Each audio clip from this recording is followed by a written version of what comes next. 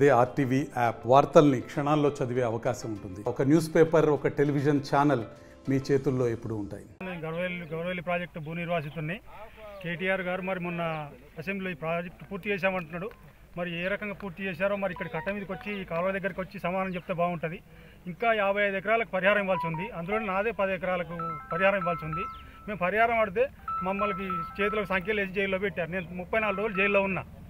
నాతో పాటు ఇంకో 3 జైల్లో పెట్టారు. 17 మంది కేసులు పెట్టారు. 17 మందిని ఎక్కడెక్కడో తప్పించుకొని తిరిగారు. 4 జైల్లో పెట్టారు. దాదాపు ఊరందరి మీద 56 మీద కేసులు పెడితే కోర్టులోకి తిరగలేక వస్తున్నాం మేమందరం.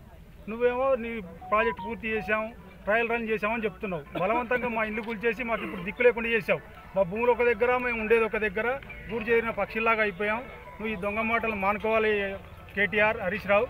మీకేమైనా దమ్ముంటే ఇక్కడ కట్ట దగ్గరికి వచ్చి మాట్లాడాలి. ఈ అబద్ధ మాటలు మాట్లాడి అందరి జనాలు నమ్మించాలని చూడొద్దు. మాకు చేసిన అన్యాయానికి తప్పకుండా ఫ్యూచర్లో ఇంకా పెద్ద పనిష్మెంట్ మీకు ఉంటుంది. ఖబర్దారని చెప్పేసి సందర్భంగా హెచ్చరిస్తున్నాం. మొన్న మాజీ మంత్రి కేటీఆర్ గారు మాట్లాడుతూ ఏమన్నారంటే, మేము గవర్నర్ ప్రాజెక్టును నీళ్ళు ట్రయల్ రన్ చేశామంటున్నారు. మీరు గవర్నర్ ప్రాజెక్ట్ ఎక్కడ ట్రయల్ రన్ చేశారు, ఎక్కడ ఉన్నారో మీరు వచ్చి చూడండి. మీరు మే 5వ తారీఖున ఇక్కడికి వచ్చారు, ఉస్మానియా ప్రాంతానికి సందర్శించారు.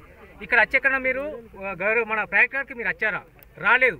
వీళ్ళు ఏమంటారు, మీరేం చేసిరు అంటే, కాంగ్రెస్ గవర్నమెంట్ ఆ రోజున మాకు అంటే ఒక ప్రాజెక్టు కట్టేటప్పుడు 600 కాలనీ ఉండేది. అప్పుడు అంటే 600 కాలనీ అంటే మనకు ఏదైతే వసతులు ఉంటాయో వసతులన్నీ నిర్మించేవాళ్ళు వాళ్ళ ప్రభుత్వంలో. వీళ్ళు వచ్చిన తర్వాత ఏం చేశారంటే, వాళ్ళ సిద్దిపేటలో రంగనాథ్ సార్ కానీ ప్లస్ మల్లన్న సార్ కానీ వాళ్ళకందరికీ 600 కాలనీ ఇచ్చారు. మాకు మాత్రం 600 కాలనీ ఇవ్వలే. ఏం చేశారు, మమ్మల్ని మొత్తం జైల్లో పెట్టి తీసుకుపోయి ఎక్కడో పందికొట్టాలలో వారేశారు. మీరు ఆయన సిగ్గు లేకుండా మాట్లాడతారు, ఏదో అసెంబ్లీలో మాట్లాడతారు మీరు. అది కేటీఆర్ గారు ఖబర్దార్, మేము చెప్తున్నాం, మీరు రాండి, చర్చకు రాండి. మా ముప్పు బాధల తరపున మేము ఉంటాం.